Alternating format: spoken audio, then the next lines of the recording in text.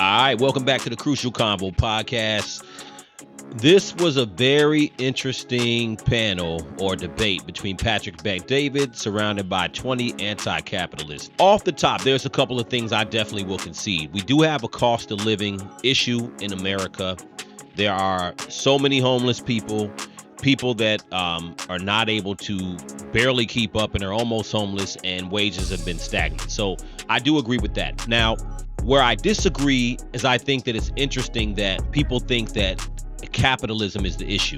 I don't really think capitalism is the issue, but anyway, let this play and then we'll talk about it some more. I think incentives are exactly the fundamental problem with capitalism. Is that you say incentives are what make it work, and I think that's the whole issue, is that the primary incentives are either greed, amass as much personal wealth as you possibly can. You think that's the problem? It's greed? Yeah, exactly. And like you're not greedy at all. And like you said, survival. Yeah. Right? The person working 5 jobs, that they're doing that so they wouldn't want to do that if they didn't need to survive. Incentive is the engine for capitalism, right? So the whole concept is, without incentive, would we have the country we have? Such a horrible dystopian world to live in. If someone has to work 5 jobs just to survive. How did they get there? How much of that is on their decision making? How much of that is on their doing? How much of that is on the market where they're not finding ways to improve themselves? It doesn't matter how much onus is on the individual. We want to create a world. Of course it is. No. See, we want to create a world in which people don't have to earn their right to exist, to live. We live in a country where majority of the world wants to come here. The most important citizenship country is America. Right. People give up their lives to come here. Have you ever lived in another country before? No, not lived, no. Why do you think so many want to come here? I think the people coming here are coming from gang-ridden, corruption-ridden, violence-ridden. You think that's just all it is? You think I came from a gang-ridden in Iran? I lived there 11 years. I think the majority of certainly coming from South America. A lot of us have never lived anywhere else. You know what I'm saying? My parents came here. I'm first generation. I was born here. So that's the life I know is America. But a lot of Americans who've grown up here, who've never lived anywhere else, are talking about how everywhere else is, and people come here because they're coming from somewhere worse. And when you talk to a lot of foreigners who've come to the United States, they come here really for the opportunity, the capitalist opportunity.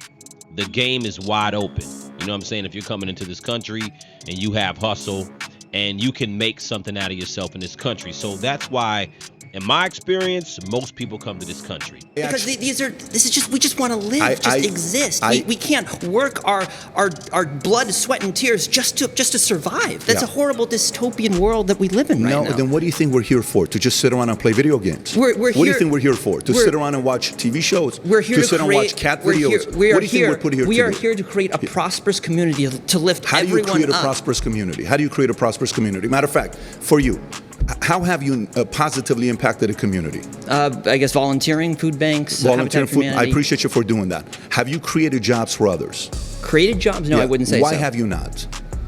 I haven't had the ability to do so. Do you think it's easy or do you think it's hard? To create jobs is probably hard, yeah.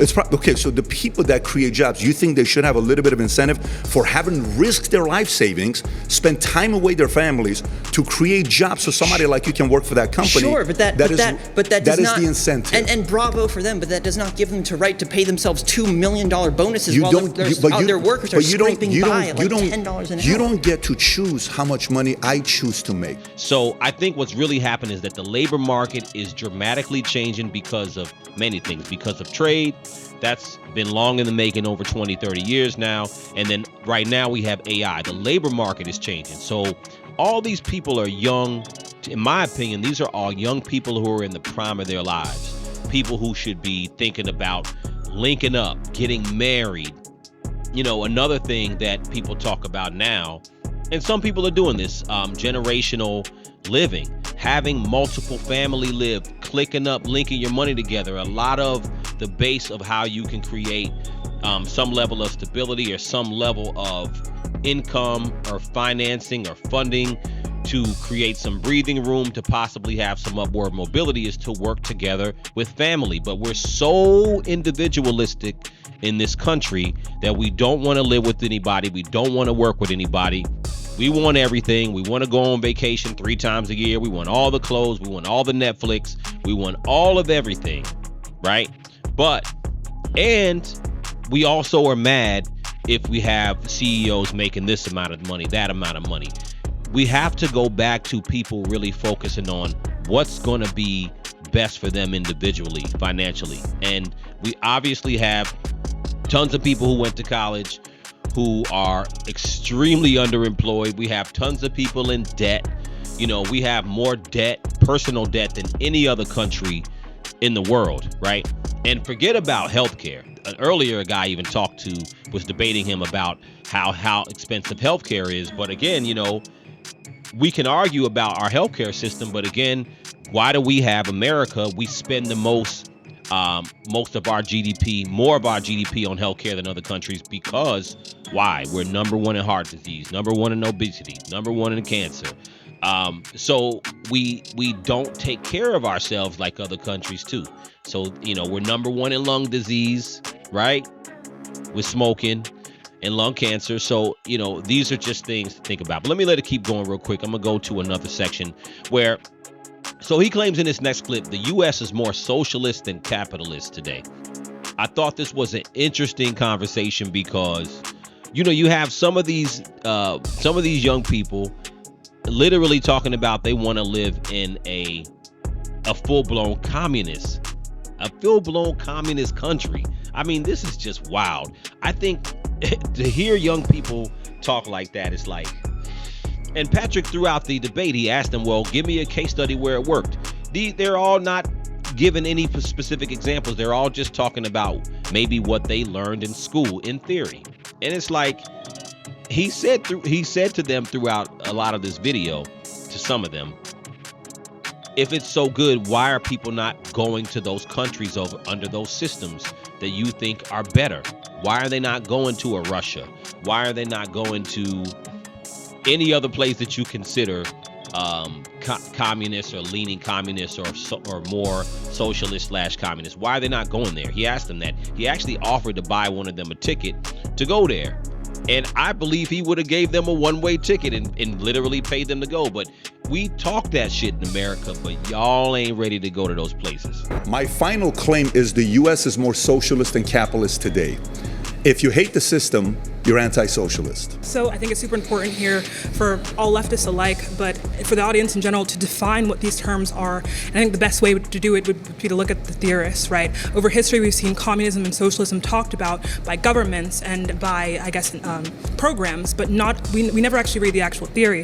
And what theorists all agree on is that socialism would be a transitionary state between capitalism and communism, where the means of production are specifically owned by workers, not privately. The idea that any country now is anywhere near socialist, let alone communist, would simply be ridiculous and just it wouldn't reflect theory whatsoever. What is the definition of communism to you? Stateless, moneyless, classless society. And you prefer that? Yeah. So I think that we should be moving towards communism. Yeah. Stateless, moneyless. Stateless, classless, mindless society.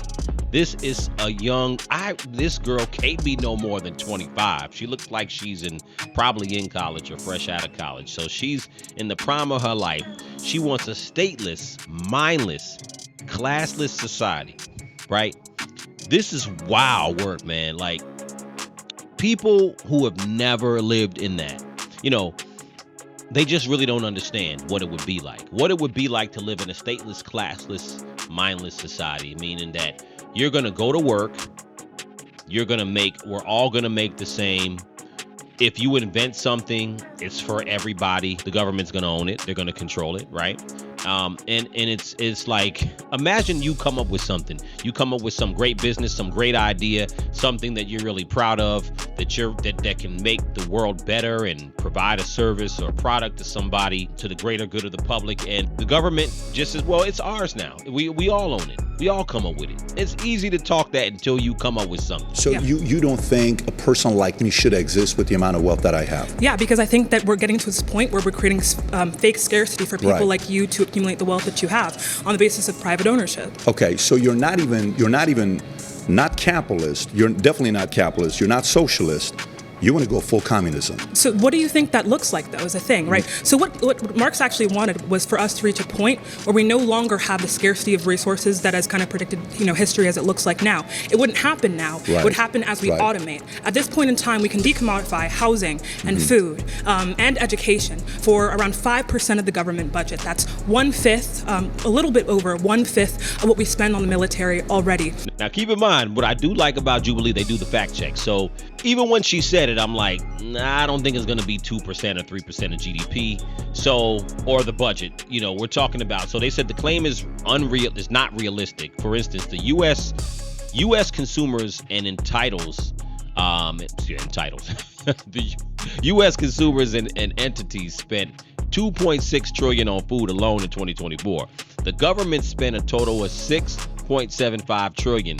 So food would have been 38% of that budget, right? So no, it's not going to be no 2%. It's easy to talk about it, and I know she probably rehearsed it before she came into play, but decommodifying food, decommodifying houses, what are we talking about? Now, as far as housing, and I was talking to this with a friend of mine earlier, as far as housing, one thing I think that the government could definitely do that would help is to put a cap on institutional ownership of single family homes, not multis, not commercial units, 5 units and up, but single family homes. I don't think entities or institutions should be able to own hundreds and thousands of single family homes. I think that is a piece of what has caused the issue with housing, but it's only a piece. Things How like food old were and you the shelter first can be time free. you thought you wanted to be a communist? How old were you the Is first time? that a response I'm to actually any really of the curious. statistics? No, because the statistics are against you. The statistics- It's never worked.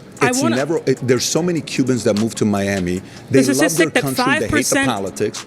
In Russia, they Do you know even how run away much- from do you know how much communism money- because it didn't work. It killed so Because many that people. almost like it wasn't communist. It's almost was there a state? amateurish Yes, to there debate was. Was a there class? communistic Yes, there argument. was. This one was funny. Let me get over to this guy. I thought this guy was funny too. Let me play this. I'm just saying a core tenet of socialism is the workers owning the means of production. The workers currently do not own the means of production. So why do you believe it is largely socialist? So you're saying the workers should own the means of production? That is correct. Okay, so to you, that's the definition of socialism. That is a core tenet of it. What else would you define as socialism? I'm curious.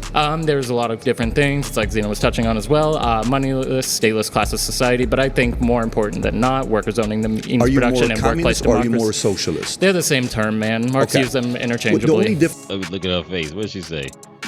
Yeah, she was looking like, nah, not the same thing. Socialism, communism, not the same thing. No. I believe there's a lot of hardworking poor people that are working, but they haven't found a way to get out of it. I agree with that as well. So that's actually a major point right there. They're not able to get out of it. You can get out of it. You could actually get out of it. But you just said they're not able to. No, because they're choosing not to develop. I just made an offer for a book recommendation here, so I'm not interested. If I sit there and somebody's giving you feedback and saying, "What about if you think about finding ways to improve your life?" Offer me that book, then I'll check it out. You would read the book? Sure, why not? I'd give you a handful of them. Are you a fan of Mamdani? Yeah, of course. Okay, from I love New York. Zoran. Zoran's up there saying he doesn't believe billionaires should exist. Correct. I hope he wins. I hope he wins. You know why? Because he says, I don't believe billionaires should exist, and he's going to be the mayor of a city that has the most billionaires in America, 123. I hope he wins so we can see what happens to New York when the billionaires leave. When they leave, here's who's going to pay the price. The people that are left behind who were taking advantage of the taxes that billionaires were paying. You think the government's going to change their budget? The bottom 50% is only paying 2-3% of all the revenue that comes in. So the bottom 50% doesn't really pay that much as far as what the government takes in. And then the top 1% pays about 40, 43%, 44% of the taxes. And then, obviously you have the middle and upper who pay, the rest. So the point is that a lot of the poor, what you consider poor, don't really pay that much when it comes to taxes anyway. So I think the real issue is that America has gone in a direction where when you're looking at young people now, young people are not. If I look at a lot of these people on this debate, and they're not really. Their issue isn't that they won't work, right? The issue is they're not worried about the jobs. What they're worried about is saying, you know what, we need to divvy all this up evenly. You know what I'm saying? And if you're doing well, you're like, hell no, we ain't gonna divvy this up. We ain't divvying this up evenly. But if you're down bad, and a lot of us are down bad, but look, I don't think that's the real answer. I don't even think it's realistic. You know what I'm saying? And I don't think it's the fault squarely of the rich where America is now. You know, the question is it the rich or is it the government? This is the underlying conversation in this debate.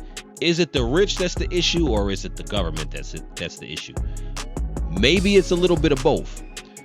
What's clearer to me, in my opinion, is that the government is part of the bigger issue, because how money is spent. The government takes in more money now than it ever took in the past, right? And you look at the deficit, you look at how money's being spent, you look at the entitlement programs are just part of it, and the entitlement programs are about 80% of the revenue going in is going to entitlement programs, Social Security, Medicare, Medicaid, all these things. I'm not saying that those things should be cut. But what I'm saying is that how the money is spent is so important.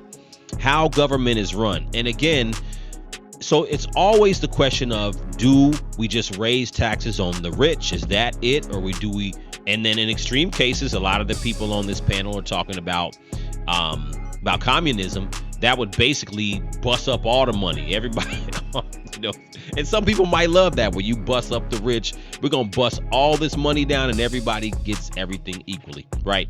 And that's crazy. It just ain't going to work, you know. Or you have to look at the fact that, is government misspending, misappropriating money? Are there too many regulations? Are certain places not business friendly? That we talked about that in New York, in California, for example. And Patrick is right. A lot of businesses have moved to Texas, to Tennessee, to Florida, to places that are more business friendly. So, you know, it's like we really have to look at that and say, okay, do we want companies to create jobs? You know, Amazon, and he made a good point about AOC in New York. Amazon was coming to New York. I forgot how many jobs. Don't quote me. It might have been 25,000 jobs, or it could have been more than that. 50,000 jobs. They were going to open an Amazon plant in or Amazon facility in Long Island City, Queens, and AOC bumbled that for whatever reason, and that didn't end up happening, and they ended up going somewhere else. So New York is going to be a great case study to take a look. Now, like I said, I think it's great we're all having these conversations now. A lot of this stuff has happened because Donald Trump has been in office, and I think it's really interesting how people have now gotten to the point where, like, they're now like, we rather have communism. I mean, communism is such a far cry from where America is now. You know, we're closer to socialism. I do agree with Pat on that. But we're so far from communism. And it's funny to me to hear people talk about, here's my thing. This is what I think would be the challenge. I'm going to say this. Anybody who wants to live in a communist country and likes the classless, is it classless, mindless? Classless, mindless, you know, no money society, no incentive, we're all even. I would challenge someone to go and live somewhere like that. Just 1 year. Just go and live somewhere like that for 1 year and see if you like it. That's what I think. If you live under capitalism, you lived in America all your life. Go somewhere that's completely socialist too. Take a trip, go somewhere and just see if you actually like it before you argue about it. Like I'm not going to argue about a system. I like to have a system that's better. The system that we have, I like to talk about that and work on that to be better. So I think that conversation is good. But the idea to totally change to some dramatic other system that America's never done, you've never lived in, you've never experienced, and you have this idea that we're just going to bust down all the money and you'll get a certain amount no matter what you do, is crazy. But let me know what you guys think in the comments. I think PBD handled himself so well. I wish I could play all this, but Jubilee's probably gonna drop a copyright thing on this or whatever, but it doesn't matter. I just wanted to respond to this. if you haven't seen the whole thing, I think you should definitely watch it. This was far better to me than the Amanda Seales debate. Not the same subjects, but just the fact that this debate was so much more, in my opinion, had so much more information and less emotion in it, in my opinion. But I think that take a look at it. Let me know what you guys think in the comments. Crucial Convo.